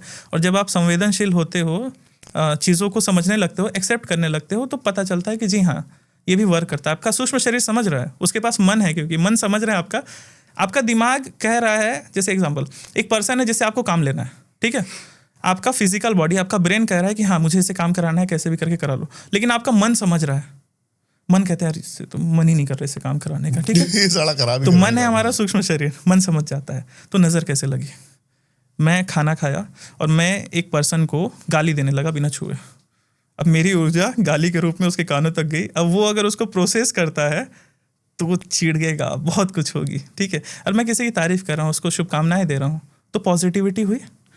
तो मान के चलिए कोई पर्सन है जो जेलेसी की भावना रखा है किसी के प्रति, बुरा बुरा कहे जा रहा है, तब ना वो जो निगेटिविटी है उसके सूक्ष्म शरीर को टच कर देती है और एक लेयर तैयार हो गई सूक्ष्म रूप में। अब वही निगेटिविटी की लेयर जब लंबे समय चल जाती है ना, तो उसी को हम कह देते हैं बंधन लग गया, स्तंभन हो गया। उसी के लिए करते हैं हीलिंग, झाड़ फूक इत्यादि। अब झाड़ फूक को हीलिंग कहा जा रहा है, ठीक है। तो कुल मिला के वही है। अब मान लीजिए आप हीलिंग करते हो? हाँ जी, हीलिंग करता हूँ, मतलब सभी हीलिंग हर प्रकार की, जैसे सिखाते भी हैं बेसिकली, नज़र बाधा से लेकर के तंत्र बाधा से लेकर के भूत प्रेत, ये सब चीज़ें हैं, उसकी भी हीलिंग करते हैं। आप पे अटैक हुआ कभी भूत का? मेरे ऊपर नहीं हुआ, लेकिन मेरे ऊपर हुआ है बेसिकली, लेकिन वो हो नहीं पाया गुरु कृपा से। समझाऊं, बताऊं एक बार? हाँ, ये आपसे मेरे को हॉरर बात करने में बड़ा मजा आएगा। दिल्ली की एक बात थी, एक फैमिली थी, स्टूडेंट का ही परिवार था, ठीक है। वो जैसे कॉल वॉल करते थे कि गुरुजी ऐसा ऐसा सीन हो रहा है, इनके शरीर पे कोई आ रहा है, और जब ये बात कर रहा है तो उसकी आवाज़ बदल जा रही है, आवाज़ बदल जा रही है। तो मैं बोला क्या है भाई, देखना, फोटो भेजना। फोटो भेजा, जब चेक किया तो बोला हाँ कुछ तो है। और जो वो बोल रहा था, वो क्या कह रहा था ना, उसके जो लेडी के शरीर में थी, जो भी प्रेत था, वो कह रहा था कि मैं इसका पितर हूँ। और मुझे भी वही लगा जब फ़ोन से दूर से देखा कि हाँ पितर वगैरह ही कोई होगा, क्योंकि ऐसे केसेस रेगुलर बेसिस पे आते रहते हैं। फिर जब जाके देखे, जब हीलिंग करने लगे तो बोला पितर है। फिर जब और ध्यान लगाए और जब चेक किया, बोली कोई तो है जो झूठ बोल रहा है, ठीक है। फिर जब जो भी मारपीट इन द सेंस ऐसे नहीं, झाड़पड़ वगैरह, मंत्रों से, और जो पानी अभिमंत्रित के चावल सरसों इत्यादि, उससे जब मारा गया तो फिर वो उगलने लगा, हरियाणवी में बातें करने लगा, अलग अलग भाषाओं में बातें करने लगा। फिर उसका कैसे कैसे करके उसको समझाए, भाई निकल ले, दारू ले ले, सिगरेट ले ले, लड्डू ले ले, तू खा पी निकल प्यार से। वो ना जाए, अब क्या करना है, तो फिर अब ज़बरदस्ती करना है। तो फिर उसको मैंने किया ना, जैसे हाथ में जब आप धागा बांध देते हो तो आपका शरीर लॉक हो गया, इसीलिए सुझाव दिया जाता है अगर नज़र बाधा, तंत्र बाधा कुछ है ना, तो पहला तो कुछ पहनना बंद करो। एग्जाम्पल, आपके घर पे चोर घुस गया और आपने बाहर से कुंडी लगा दी, तो बाहर कैसे निकलेगा? बाहर कैसे निकलेगा? तो नेगेटिविटी अंदर थी, आपने धागा पहन लिया, ये सब बहुत प्रोटेक्शन होगी, कुछ नहीं हुआ, पहले क्लिनजिंग होगी फिर प्रोटेक्शन होगी, ठीक है। तो फिर हमने धागा बांध दिया। वो मेरी बदमाशी थी, चाहे जो भी बोले, कि अब इसका ईगो खत्म करेंगे कि आगे आ ना पाए। फिर मारपीट कुटाई जब शुरू की, जब हनुमान जी का नाम लिया, काली माता का नाम लिया, तो वो चिल्लाने लगा, अरे जान दे भाई, जान दे, अब ना आऊंगा। वो बड़ा ना विचित्र किस्म की ना बातें करने लगा, और हंसी भी आ रही है। जान दे भाई, जान दे भाई, अब ना आऊंगा। गलती हो गई। थोड़ा पहले वो दे रहा था, चुनौती दे रहा था, ठीक है। उतना ध्यान नहीं देता आदमी। फिर ऐसे करके बोला हाँ ठीक है निकल, 3:30 तो मैं बताऊंगा आज है। और फिर मैं बोला ठीक है जा, जा रहा है ना, जा। अरे निकल ना पा रहा हूँ भाई। वो बोला अरे क्या हुआ? अरे याने खोल दे, याने खोल दे। हाथ में धागा बांध रखा था जो, बोला इसको खोल। बोला पहले, अब फिर मेरा भी ईगो आ गया, बोला पहले क्यों नहीं जा रहा था, इस प्रकार से फिर उसको उतारा गया। फिर एक उतरा, फिर नेक्स्ट डे फिर गए देखने के लिए कैसा सीन है। फिर उस दिन ना साला और आ गया कुछ, फिर बाद में ना मैं जब पूछा कि भाई हुआ क्या था, कैसे इतने आ रहे हैं, तब वो बताने लगे जैसे भी था कि किसी दरगाह इत्यादि पर गए थे और वहाँ बोल दिया था कि जो भी मेरे मतलब उनके परिवार पर तंत्र चला था बेसिकली, जो भी मेरे परिवार पर जो भी चल रही हैं शक्तियाँ हैं, भूत प्रेत हैं, सब मेरे ऊपर दे दो, मेरा परिवार सुखी हो जाए। ओ तो सारी चीज़ें ना इसके ऊपर आ गई। वो प्रेतों ने भी दिल पे ले लिया और बोले ठीक है आ गए इसके शरीर पे। बेटे आजा। तो फिर ये सीन हुआ। फिर उसके बाद फिर जब नेक्स्ट डे गए फिर उतारा हुआ। फिर उस दिन ना मेहनत लगी थी एक्चुअल में जो बड़े प्रेत बोल लीजिए, चाहे भूत जैसी एंटिटी होगी, भूत वगैरह नहीं लगते, प्रेत वगैरह लग जाते हैं, भूत नहीं दिखते, भूत ठीक ठाक होते हैं मान के चलिए। फिर उसके ऊपर जब हीलिंग वगैरह करना शुरू करें तो फिर वो लेडी भी बोल रही कि हाँ कोई दिक्कत नहीं, सब ठीक है। फिर एकाएक ना वो ही करके इस प्रकार से हंसी और तब लगा यार अब मज़ा आएगा। अब मज़ा आता ही था, अब आए ही क्यों इस क्षेत्र में, क्योंकि मज़ा आ रहा था, ठीक है, छेड़खानी करने में, ये सब करने में। और फिर जब उतारना शुरू किया बोले अरे तेरे जैसे 350 आके गए, तू कुछ ना कर पाएगा, इस प्रकार से जो भी था वो बोलने लगा। बोला अच्छा ठीक है। फिर मैं मंत्र क्रिया तब तक कर रहा था, हीलिंग कर रहा था, मंत्र पढ़ के फूक रहा था। अरे ये सबसे कुछ ना होने वाला मेरा, ये सबसे कुछ ना होने वाला मेरा। बोला अच्छा, अरे तो किसी को बुला ले। बोला अच्छा ठीक है। फिर एक शक्ति का सिंपली मैंने आवाहन किया, इसको छोड़कर किसी और को बुला। बोला इसको छोड़कर, अरे ये तो कुछ नहीं है भाई, अभी तो बहुत कुछ है। फिर उसी से फिर वो बोले कि तू अकेले आ।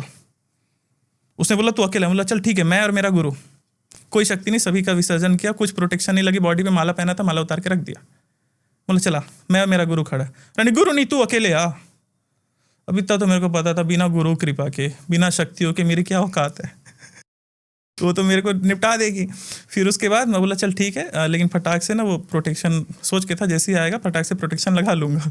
तो ना फटाक से उसका शरीर से छूटा और मेरे शरीर पर अटैक करना चाहा होगा। फिर फटाक से जैसे वो लेडी इस प्रकार से की, थोड़ा झंझाई, तो फटाक से प्रोटेक्शन लगा लिया। फिर वो लेडी बताने लगी क्या क्या हो रहा था, उसे सब दिख रहा था। बोलते कि गुरुजी जैसे जिस प्रकार से आपने इसको चुनौती दी ना, वो अच्छा नहीं किया। बोला क्यों भाई? बोले गुरुजी अब आप देखो, वो मेरे को डराने की सोची। मतलब अरे क्या हो गया? मतलब इस क्षेत्र में आए हैं तो मतलब मौत को तो साथ में लेकर चल रहे हैं, क्या ही हो जाएगा। लेकिन जैसे मैंने बहुत सारे तांत्रिकों के पॉडकास्ट किए हैं, 150+ पॉडकास्ट हो चुके हैं मेरे। आप कपड़ों से बिल्कुल साधारण व्यक्ति लग रहे हैं। हाँ वो होता है लोगों के माइंड में ना, वो होती है एक्सेप्शन, क्या कहते हैं, लोगों के माइंड में ना एक्सपेक्टेशंस होती है कि गुरुजी हैं तो मुंड की माला। नहीं, ये भी माला ना मैं बहुत रेयरली पहनता हूँ, ये मेरी बड़ी फेवरेट है, बाबा से बहुत अच्छा लगता है मेरे को। जब भी ये माला पहनता हूँ ना तो मेरे को ना पहले के दिन याद आती है, काले हक्के की माला, क्योंकि जब बाबा काल भैरव की शुरुआत करी थी साधना करने की तो मैं काले हक्के की माला पहनता था। तो तब से नहीं, बस याद के लिए, क्योंकि एक चीज़ है ना जीवन में जो मुझे ऐसा लगता है कि सबसे ज़्यादा व्यक्ति को बर्बाद करने की क्षमता रखते, बिल्कुल भी नहीं रखते। सबसे ज़्यादा जो मुझे लगता है बर्बाद करने वाली चीज़ है वो होती है अहंकार, कि जिस दिन अहंकार आ गया ना, अगर बहुत कुछ कर लिए तब बर्बाद हो जाओगे, ऐसा मुझे लगता है। तो ईगो ना है, इस वजह से। अब ये जैसे है वीर कंगन गुरुदेव ने मेरे को गिफ्ट दिया था, ठीक है, ये क्रिस्टल्स ये पहनने में सुंदर दिखते हैं, इस वजह से पहना हो, ठीक है। स्फटिक शिव जी के से अभिमंत्रित हैं इसलिए पहना, वरना जब मैं नॉर्मली क्लासेस लेता हूँ फिर कुछ भी करता हूँ ना, तो मैं कोई माला पहन के रहता हूँ, टी शर्ट पे क्लासेस होती है, सारी की सारी विद्या हमारी लोअर टी शर्ट पे हो जाती है। अब ये बात अलग है कि अब वो सभी कहते हैं कि गुरुजी आप, अब टीका लगाता हूँ, टीका मिट जाता है, पसीना होता है, मैं क्या करूँ इसमें। मतलब देवी देवताओं को मेरे पहनावे से, माला पहन रखे, क्या पहन रखा, कैसे कपड़े, उनको फ़र्क नहीं पड़ रहा, तो मैं इंसानों के बारे में क्यों सोचूं? मतलब लोगों के लिए मैं क्यों बदलूं? कि मान के चलिए मैं अर्निंग भी कर रहा हूँ, ठीक है, लोगों का भला भी कर रहा हूँ, और इसी को मैंने प्रोफेशन भी बना लिया, वहाँ से मैं पैसे भी कमा रहा हूँ, स्पष्ट बोल रहा हूँ, ठीक है। मैं यही मैं अभी लास्ट पॉडकास्ट में भी मैंने सवाल करा था, आपसे ही पूछता हूँ, सेवा या सर्विस? दोनों। सेवा किसकी? मैं अपनी करता हूँ। कैसे? जब भी मैं किसी पर्सन के, मान के चलिए कई सारे केसेस जब शुरुआत में आते थे ना, हीलिंग कर दी, जैसे मान के चलिए गर्भ स्तंभन होता है, जैसे गर्भ बच्चे नहीं हो रहे थे, और जब हीलिंग करी, आज उस लेडी का बच्चा है, उस मतलब नामकरण इत्यादि जो भी क्या होता है हमने करा, तो जब उस लेडी के वो बच्चे को जब मैं देखता हूँ ना, तब लगता है कि साला ये मेरी वजह से दुनिया में आया है। जैसे कोई व्यक्ति था प्रेत बाधा से या फिर किसी प्रकार की बहुत पीड़ा से, मतलब जैसे उसके माइंड में थॉट आते थे और मैंने उसका जीवन बचा लिया, तब ना एक मेरे को मिलता है सुकून, ठीक है, जिस सुकून की तलाश में था। अब उस सुकून को ही मैंने प्रोफेशन बना लिया, लोगों को सुकून दूंगा, बदले में पैसे लूंगा, सोच के देखिए, मान के चलिए कोई व्यक्ति परेशान है किसी भी चीज़ से रिलेटेड, डॉक्टर के पास जाते हो, बीमार हो, फिजिकल बॉडी बीमार है, जब सूक्ष्म शरीर बीमार है तब किसी के पास जा रहे हो और वो बदले में चार्ज कर रहे हैं, क्या दिक्कत है? और मेरे यही हिसाब से तो कोई दिक्कत नहीं है, लेकिन लोग इसको बड़ा सा नेगेटिव से लेते हैं कि यार तुम्हारे गुरु पे ऐसे लोगों को ना बहुत एक्सपेक्टेशंस होती है ना, कि जैसे मेरे से भी, कि मैं बैठूं तो मतलब कुर्ता पहन के बैठूं, ये पहन के बैठूं, नहीं यार मज़ा नहीं आता, कंफर्ट नहीं होता हूँ मैं तो। लाइक ये पॉडकास्ट है इस वजह से मैं, नहीं तो सबसे ज़्यादा मेरा फेवरेट होता है टी शर्ट और लोअर। मैं कहीं ट्रैवल करूँ, मैं कहीं ट्रैवल, बड़े से बड़ी सभा में जाऊँ, कुछ भी जाऊँ, चप्पल ही पहनता हूँ, स्लीपर, और बड़ी मजा आता है। हाँ, वो बात अलग है कि वो पूमा की हो चाहे जो भी हो, शौक है, अच्छा लग रहा है, कंफर्ट ज़्यादा है ना, इस वजह से। तो वैसा कुछ नहीं कि तंत्र कर रहे हैं तो आपके पास बहुत काले कपड़े पहने हो, इस प्रकार का आपका स्वरूप है, कोई लेना देना नहीं है। हाँ, एक और चीज़, कई वर्षों में, कई दशकों में, शतकों में तांत्रिक जो होते थे वो गांव में बैठे रहते थे, कोई झाड़ फूक कराने आया, 10-20 रुपए दिया, चाहे नहीं दिया, तो ना वो वहीं तक सीमित हो गए। अब लोग विरोध क्यों करते हैं? एस्ट्रोलॉजी प्रोफेशन हो सकता है ना, मान के चलिए रेकी प्रोफेशन हो सकता है, क्या कर रहे हो उसमें? हीलिंग ही तो कर रहे हो, लामा फेरा। क्यों? क्योंकि ये जो वर्ड्स है ना बड़े फैसिनेटिंग लगते हैं। अब जैसे आप मान लीजिए मेरे हीलिंग की आपने बात करी ना, इसको अगर मैं झाड़ फूक बोलूँगा ना तो लोगों को लगेगा अरे बाप रे तो झाड़ फूक बोल रहे हैं, उसको मैं अगर हीलिंग बोल दूँ तो लोगों को मज़ा आएगा। वशीकरण को लव स्पेल बोल दो, मज़ा आ जाएगा। कॉफ़ी को कैपेचिनो बोलकर बेचो, महंगे में बिकेगी। सूत्र वही है, हम भी वही कर रहे हैं, स्पष्ट बोल रहा हूँ, हम भी वही कर रहे हैं। जो तंत्र था आम जनमानस में, उसका प्रचार कर रहे हैं और इससे धनार्जन कर रहे हैं। क्यों? क्या केवल मेरा ही स्वार्थ है? जी नहीं, गुरु का आदेश भी है। क्यों? मेरा भगवान मेरा गुरु, बस गुरु, मतलब गुरु मेरे लिए बस वही है। बस वो बोल दे कि रौनक आज तू शरीर छोड़ दे, मेरा गण बन के रहे, मैं रह लूँगा, इतना बस है। अभी विश्वास है क्या है पता नहीं, बस है, बस गुरु मेरे लिए सब है। ठीक है, गुरु का आदेश था कि तू सिखा लोगों को, ये भी था, वो भी फॉलो कर रहे हैं और मज़ा भी आ रहा है, लोगों का जीवन बदलते देख मज़ा आ रहा है। अभी तंत्र में मान के चलिए कई विद्याएं थी ना पहले की बहुत गुप्त, वो आज नहीं है। क्यों? क्योंकि एक गुरु जो होता था वो अपने शिष्य में बहुत सारे वो देखता था कि इसके गुण ऐसे हैं, इसको दे दूंगा तो विद्या का गलत लाभ उठाएगा, उस चक्कर में विद्या चले गई। हम विद्याओं को खुल कर दे रहे हैं, मंत्र इत्यादि साधना हम खुल के दे रहे हैं। तो मान के चलिए तंत्र को व्यवहार में, जैसे मान के चलिए जिस भी विद्या का उसमें आर्थिक लेन देन ना हो, वो विद्या, वो धर्म, वो संस्कृति खत्म हो जाती है। क्रिश्चियनिटी या फिर अदर कोई भी रिलीजन है, उसमें पैसों का व्यवहार बहुत अच्छे से होता है, तो धर्म पलता फूलता है। मतलब जिस धर्म के लोग, जिस संप्रदाय के लोग, जिस विद्या को फॉलो करने वाले लोगों के पास जब तक पैसा होगा वो विद्या चलेगी, वरना विद्या नहीं चलेगी। एक तंत्र विद्या गांव तक क्यों रहेगी? पैसे कहाँ लेता देता कोई, और वो ग्रामीण ही रहेगी। एक गुरु से कोई सीखा, उसके पास बस वही। अब इस चीज़ को हम लेकर आ रहे हैं मार्केट में, हम हीलिंग कर रहे हैं, उसके पैसे ले रहे हैं, तो लोगों को प्रॉब्लम क्यों है? आप रेकी बोलकर हीलिंग कर लो, कोई दिक्कत नहीं है, हम मंत्र बोलकर हीलिंग कर देंगे तो दिक्कत हो जाएगी। क्यों? क्योंकि हमको चाहिए होता है ना अप्रूवल। अंग्रेजों ने हमको केवल बाहरी रूप से शासन नहीं किया, आंतरिक रूप से भी शासन किया, मानसिक रूप से। उन्होंने बताया कि भारत में जो भी चीज़ है वो पिछड़ा हुआ है, अंग्रेजियत जो भी है वो सही है। भले मान के चले मोटे कपड़े गर्मी के मौसम में पहनना कूल हो सकता है, एक्सेप्ट कोई हल्के कपड़े पहन लो। बस एक ना मानसिकता है ना कि इंडियन जो भी फूड है वो खराब है, वेस्टर्न का जो फूड है वो सही है। हिंदी भाषा में जो भी टर्म यूज़ करो वो गड़बड़ है, वेस्टर्न का जो भी यूज़ करो वो सही है। तो अंग्रेजों ने हमको मानसिक गुलामी की आदत डाली। तो जो विदेश की एस्ट्रोलॉजी है, टैरो हो गया, रेकी बोल दीजिए, निकले थे भले पनपे थे भारत से, लेकिन इत्यादि इत्यादि वेस्टर्न, अब विच क्राफ्ट इत्यादि, ये सब बड़ा फैसिनेट करता है लोगों को। क्यों? क्योंकि वेस्ट का है, वेस्ट का है तो सही होगा। ये जो है ना, इस पिछड़ी मानसिकता से हमको पीछे, मतलब थोड़ा आगे बढ़ना चाहिए। मतलब गर्व तो होना चाहिए खुद के संस्कृति पे। अरे जैसे भी हो यार, जो भी हो, थोड़ा तो एक ना वो आना चाहिए देश के प्रति मन में ना कि यार हमारी संस्कृति थी। पास्ट में जाओ तो देखो तो कितनी महान महान चीजें हुई हैं।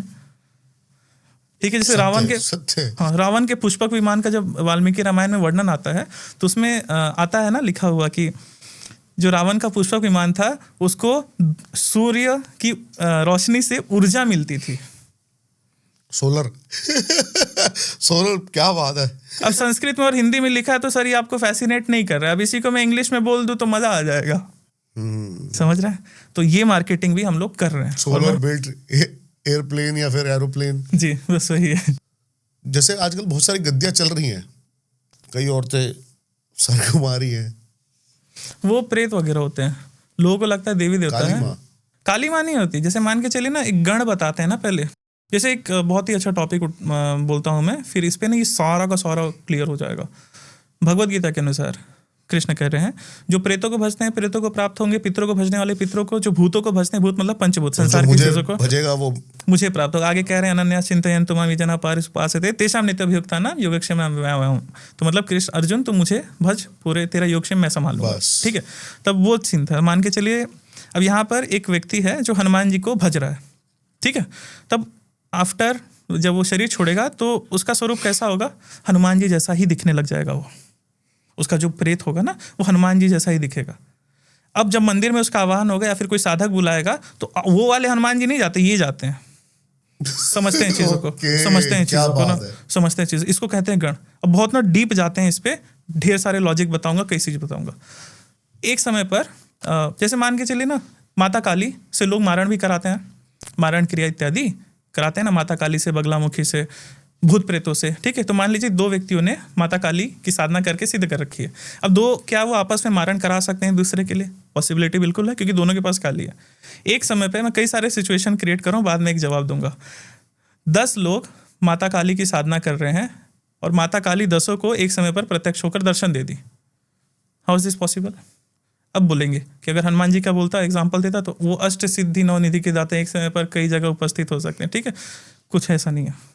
जो माता काली के उपासक होगा, मृत्यु उपरांत उसका जो शरीर बनेगा तो माता काली के जैसा ही हो जाता है। फिर ये जो एंटिटीज है ना, ये जाती हैं उनके पास।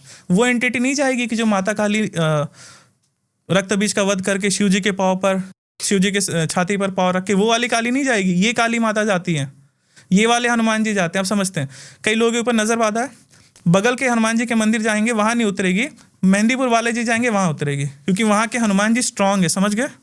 तो वहां के जो गण है वो स्ट्रांग है।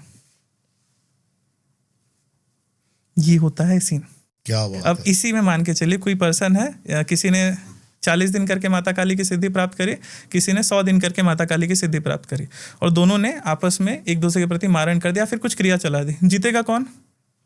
जिसके पास गण स्ट्रांग होगा। गण किसके पास स्ट्रांग होगा? 100 दिन वाले के पास। रीजन, जिसकी साधना ज़्यादा अच्छी है, जिसका ध्यान ज़्यादा अच्छा है, उसके पास बड़े गण आते हैं। सारा तंत्र का कंसेप्ट ये है।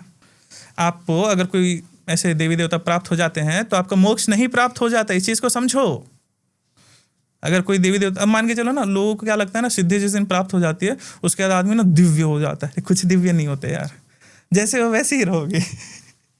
और हाँ, ये बात अलग है कि आप शो ऑफ बहुत अलग तरीके से अपनी मार्केटिंग कर रहे हो, कि जैसे कपड़े उस प्रकार के पहन लिए, मालाएं पहन ली, मुंड माला तो प्लास्टिक की होती है। नहीं होती है, प्लास्टिक की होती है, सीमेंट की, वो चीनी मिट्टी की होती है। मुंड माला उस पर बढ़िया से पेंट किया होता है। क्या दर्शाना चाह रहे हो? सारा खेल मार्केटिंग। बहुत बढ़िया सर, बहुत बढ़िया। तामसिक, सात्विक, बलि प्रथा, क्या? मान के चलिए एक शेर है, उसको साग और रोटी खिलाएंगे तो खाएगा जी नहीं। तो एक एंटिटी से क्यों उम्मीद कर रहे हैं? मान के चलिए, आप मत करो उनकी पूजा। जैसे मान के चलिए, एक तरफ आपने किसी पिशाच को या फिर कोई तामसिक देवी देवता को सिद्ध करा है, और वो देवी देवता का भोग ही वही है, मांस शराब, तो उनको वो दो। बस यही नियम है। बलि भी इसीलिए दी जाती है। माँ कामाख्या, माँ कामाख्या का भी बलि इसीलिए दी जाती है। पशु हिंसा हो रही है ना। अब देखते हैं, अब स्पिरिचुअल बातें कर रहे हैं ना, तो पूरी करेंगे, है ना। अब अध्यात्म पे आए हैं तो पूरा आध्यात्मिक ही चलेगा। भगवान कृष्ण कह रहे हैं कोई किसी को नहीं मारता है। हाँ, ये नहीं कि मैं कृष्ण के नाम पे बलि प्रथा को बढ़ावा दे रहा हूँ। अब स्पिरिचुअल बातें कर रहे हैं ना, तो पूरी स्पिरिचुअल बातें होगी। ना कोई मर रहा है, ना कोई जन्म रहा है। प्रकृति के सारे नियम हैं जो आपस में घटित हो रहे हैं। एक पर्सन को, जो तांत्रिक के साधक है, उसको ऊर्जा चाहिए किसी एक शक्ति से। अब वो एक पिशाचनी भी हो सकते हैं, कोई देवी देवता भी हो सकते हैं। देवी देवता ज़्यादा पावरफुल होते हैं। थोड़ा ह्यूमन सिविलाइजेशन के लिए देवी देवता अच्छे हैं। जैसे मान लीजिए, देवी देवता जो होते हैं ना, वो मान के चलिए मनुष्यता के लिए, बहुत सिविलाइज्ड सोसाइटी के लिए अच्छे होते हैं, इंस्टेड ऑफ भूत प्रेत पिशाच। इसीलिए हमारे शास्त्रों में देवी देवताओं की बातें इस प्रकार से करी गई। अब जैसे भगवान कृष्ण के वंशावली में देखेंगे 1, 2, 3, तो एक जन की शादी असुरों से हुई थी। अब बोलिए, नाम एग्जैक्ट वो याद नहीं है, मतलब भीम की ऑफ रिकॉर्ड नहीं, भीम की तो हुई थी उनसे, ठीक है, हिडम्बा थी ना, हिडम्बा से। हाँ, लेकिन नहीं कृष्ण जी के वंशावली उसका में बेटा घटोत्कच हुआ, फिर उनकी घटोत्कच भी- हुआ। हाँ, तो मान लीजिए ऐसा कि वो राक्षस असुरी वो वाला सीन अलग है, सारा खेल सर ना एक ही चीज का है, दैट इज पावर, ठीक है। लेकिन ऋषियों ने पुराणों में, शास्त्रों में देवी देवताओं पर ज्यादा बल दिया। क्यों? क्योंकि ना ह्यूमैनिटी के लिए ना इजी है, देवी देवता ना उत्पात नहीं मचाना चाहते, लेकिन जो भूत प्रेत पिशाच जैसी शक्तियां हैं ये उत्पात लेकिन ये मचाना देवी चाहते देवता वही गण है जैसे कि आपने बताया, जो बहुत बड़े हैं, वही होते हैं, भक्त, वही होते हैं, बस और कोई नहीं आता। और बस। ये जो शरीर पे खेल रही है ना, हाँ। और ये वो एंटिटीज भी नहीं होती। वो परम तत्व किसी के शरीर में नहीं आ सकता। परम तत्व को कहीं जाने की जरूरत नहीं है। क्यों? क्योंकि वो भगवत गीता के अनुसार सर्वव्यापी है, सनातन है, वही है, वही है, कण कण में हरि।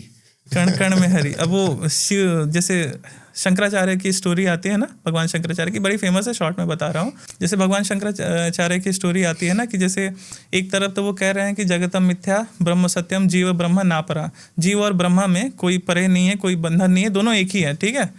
अहम ब्रह्मास्मि भी कह रहे हैं कि अहम जो है वो सभी के अंदर जो अहम है, पूरा संसार है, वो एक ही तत्व से बना होगा, उसी का विस्तार है परम तत्व का, ठीक है। उसके अलावा शेष कुछ भी नहीं है, ठीक है।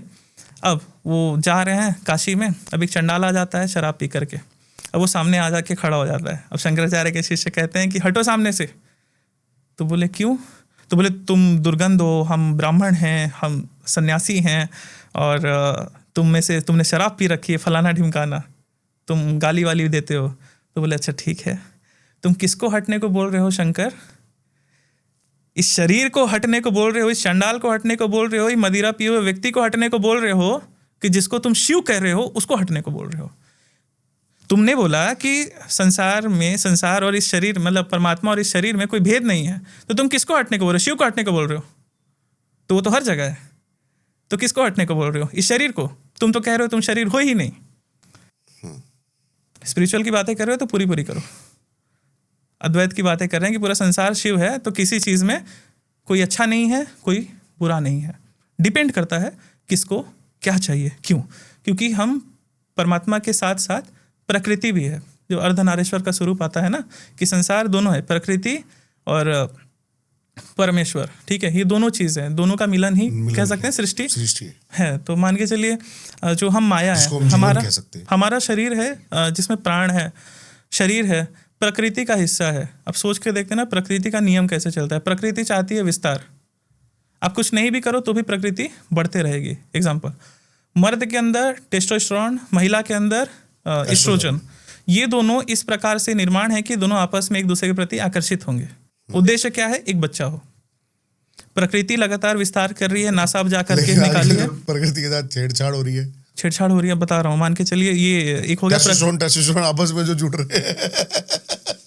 ये ज्यादा कॉन्ट्रोवर्शियल हो जाएगा।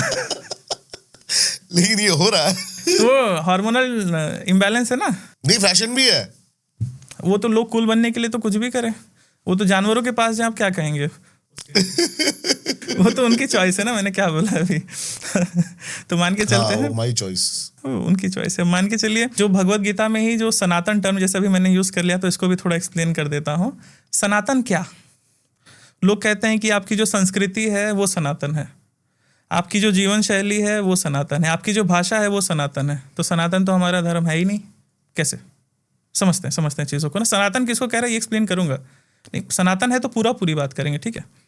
क्या आपके देवता सनातन है? एक समय इंद्र देवता की पूजा होती थी, अलग अलग देवताओं की पूजा होती थी, आज वो देवता गायब हो चुके हैं। आज नए नए देवता भी आ रहे हैं। आजकल किसी की भी पूजा हो जा रही है, किसी भी बाबा की पूजा हो जा रही है, किसी की भी कुछ भी पूजा हो जा रही है। तो मान के चलिए जो अनेक बाबा नए नए तैयार हो रहे इत्यादि, तो आपके देवता बदल रहे हैं। क्या आपकी भाषा वही है? पहले जैसे संस्कृत थी, संस्कृत से पाली आई, पाली से प्राकृत आई, अब हिंदी आई, अब हिंदी से इंग्लिश हो गई। तो आपकी भाषा भी सनातन नहीं हुई। आपका जो कल्चर है, कपड़े, कल्चर क्या होता है? भाषा, पहनावा सब बदल गया। तो सनातन क्या? अब आते हैं ओशो पे, अब आते हैं उपनिषदों पे, अब आते हैं रमन महर्षि पे, अब आते हैं कृष्णमूर्ति पे, और अनेक जो विद्वत हुए हैं उन पर। सनातन क्या? सनातन आपकी चेतना। क्यों? मनुष्य नहीं चाहता है बंधन में रहना, दुख में रहना। ठीक है, तो हमारे अंदर ना एक सबकॉन्शियसली, कोई माने चाहे ना माने, सबके मन में आता है कि यार जन्म लिया क्यों, कुछ तो उद्देश्य हो सकता है बड़ा, ऐसा कुछ वो चैतन्यता की दृष्टि से कुछ ना कुछ आता है कई लोग के माइंड में। तो जब तक ये चैतन्यता है कि कुछ एक सुप्रीम भी है जो इस शरीर से, इस संसार से परे है, जो अहम है, अहंकार है ना, ये तो हमेशा रहेगा ना कि मैं हूँ मतलब एग्जिस्ट कर रहा हूँ। तो जब तक ये मैं है तब तक सनातन है। सनातन क्या? नैनम छिदन्ति शस्त्राणि नैनम दहति पावका न च क्लेदयन्तापो न शोषयति मारुतः। सनातन वो आपके अंदर की जीवात्मा है, वो परमात्मा है जो अनादिकाल से है और अनादिकाल तक रहेगी। क्या बात। इसके बारे में जो स्टडी है, जिन जिन संप्रदायों ने, जिन जिन धर्मों ने, मतलब कम्युनिटीज ने किया, उनको कह दिया गया हम सनातन धर्मी हैं। शब्द ये होना चाहिए। क्या बात है, बहुत ही सुंदर सर। फिर से हाथ मिलाना चाहूंगा आपसे। Thank you sir. बहुत ही मजा आया। टाइम की थोड़ी सी पाबंदी के कारण, वरना मेरा तो सर मन, पहली बार ऐसा हुआ है कि किसी पूरे पॉडकास्ट में मैंने भी बस 6 बजने से 10 मिनट पहले घड़ी देखी, क्योंकि 6 बजे मेरा हॉस्पिटल में अपॉइंटमेंट है। ऑलराइट। इतने पेन के बावजूद भी मैंने आज ये जो पॉडकास्ट किया आपके साथ सर, मजा आ गया। मेरा सारा पेन डाइवर्ट हो गया। मेरे हाफ फेस पे आज इतना ज्यादा पेन था, 2 दिन से ट्रीटमेंट चल रहे हैं साइनस के, लेकिन मेरा ध्यान भी नहीं गया मेरे पेन पे। और अभी जब आप आए थे 4 बजे तो मैं सोच रहा था कि ये पॉडकास्ट कैसे होगा, क्योंकि आपको 12 बजे आना था। बहुत ज्यादा पेन के कारण आपको बोला गया कि 3-4 घंटे इसको डिले करते हैं। मैंने पेन किलर खाई थी, लेकिन अच्छा लगा, काफी अच्छा लगा। मुझे मेरी जिंदगी में जब से मैंने सरेंडर किया है ना, तब से बड़े बदलाव आए। और मैं मानता हूं कि हर कदम सिर्फ उसी का ही है, मेरी औकात ही नहीं है। ये कदम भी आज आपके साथ बातें करते करते मेरे अंदरूनी इतने सारे कॉन्सेप्ट्स, इतनी सारी चीजें, इतनी सारे डाइवर्जन क्लियर हुए। तो ये भी आज उसी को मिलाना था। वही जो आपने मैनिफेस्टेशन बोला ना, ऊर्जा, आप उस ऊर्जा की तलाश में थे और प्रकृति ने आपको दे दिया, ऐसा समझ सकते हैं। बहुत ही बढ़िया, बहुत ही मजा आया। आई होप ये पॉडकास्ट इतना ही प्यारा आपको भी लगा हो जितना प्यार से हमने इसको बनाया है। एक और पॉडकास्ट करना चाहूंगा आपके साथ, जो कि, क्योंकि बहुत सारी बातें भी करने को जो इनसे कर सकते हैं हम। पर्सनली कमेंट करूंगा जरूर, अगर आपको कोई भी तंत्र बाधा या तंत्र से प्रॉब्लम है। बहुत कम बंदों के लिए बोलता हूं मैं, ये लिमिटेड ही ना बंदों के लिए बोलता हूं, लेकिन इनके लिए बोलता हूं कि जरूर जाके आप इनसे कांटेक्ट करें। डिस्क्रिप्शन में इनकी सारी डिटेल्स आपको मिल जाएंगी, जरूर जाके इनसे कनेक्ट करें और जो भी अपनी समस्या है उसका समाधान कराएं। धन्यवाद आपका आने के लिए। Thank you. इस पॉडकास्ट का बेस्ट पार्ट क्या था, जरूर हमें कमेंट्स करके बताएं। हर एक बंदा, हर एक उस बंदे तक जरूर ये पॉडकास्ट शेयर करे। उल्टी सीधी चीजें शेयर करते रहते हो, एक अच्छी बात शेयर कर लो अगर सच्चे सनातनी हो तो। मिलता हूं आपसे किसी और पॉडकास्ट में, तब तक ओम नमो नारायण।